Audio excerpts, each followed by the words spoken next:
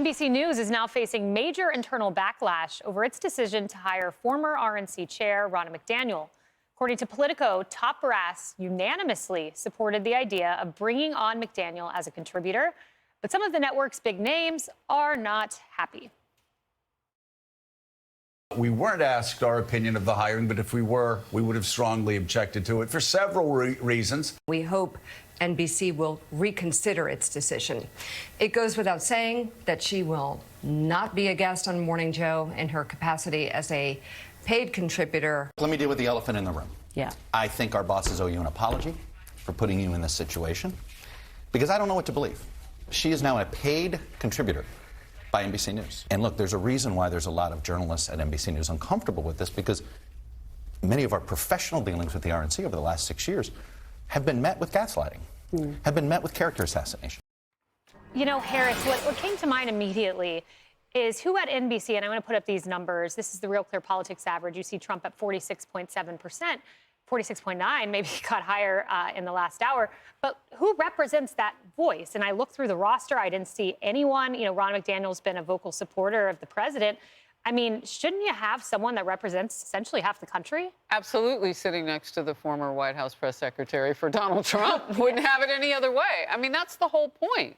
You've got to have voices from everybody. I look at my show, and we have the great debate with the Democrat and the Republican, and they have to make nice over potato chips after beating up on each other for 6 or 7 minutes. No, they end up nicely. But that's what represents the country. We are a divided nation. So if we don't have someone who can see things both ways, and you would hope that it would be journalists. You know, I love interviewing everybody. I especially like interviewing people that I can't guess what their answers are going to be. That's the whole point. What are they afraid of from Ronna McDaniel? Yeah, because it sounds like the talent needed to be notified. When was the last time management came to any of you and said, we're about to do a contract with so-and-so. We want to know, look at line 8. Yeah. Do you think that's too much money for that person? That's not how you hire. You hire based on the content in which you want to show your audience. Yeah, Joe Scarborough may not know how it works. But look, this is, I guess, a Sunday show roundup, because watch this bias. This happened at the other network, ABC. Listen to this. This is John Carl. There was some reporting this week that you are possibly under consideration to be Donald Trump's running mate. I don't put a lot of stock in this reporting right now, or we're early. But you said it would be an honor to be offered a spot on his ticket. Really? Yeah, I think anyone who's offered the opportunity to serve this country as vice president should be honored by the opportunity to do it. I mean, the reason why I ask is, I mean, look what happened to the last guy. We wake up every single day, terrorist attacks, 9 million people across the border. I mean, that's what matters you're not to me. suggesting that's all happening because of Biden. Absolutely, I am. He continued to press him, Sean, on, you can't blame Biden for that. I thought when you're a Sunday show host, your role is an advocacy.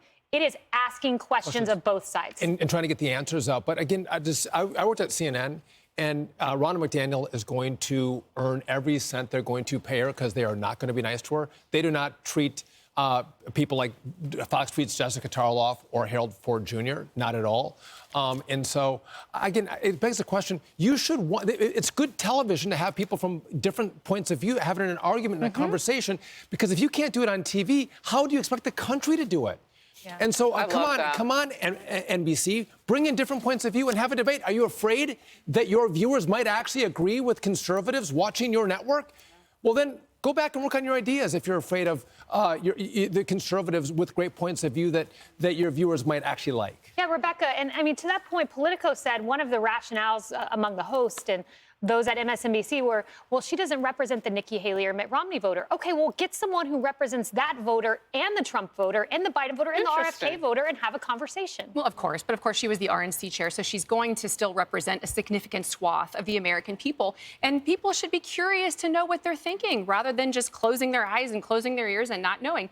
And by the way, maybe this is why the Democrats are always surprised when whole swaths of the country don't vote the way they think they ought because of their skin color. Because they don't actually understand that immigrants here actually care, for instance, about a secure border, and it's not just about their skin color. Listen to the other side. Hey, everyone. I'm Emily Campagno. Catch me and my co-hosts Harris Faulkner and Kayleigh McEnany on Outnumbered every weekday at 12 p.m. Eastern, or set your DVR.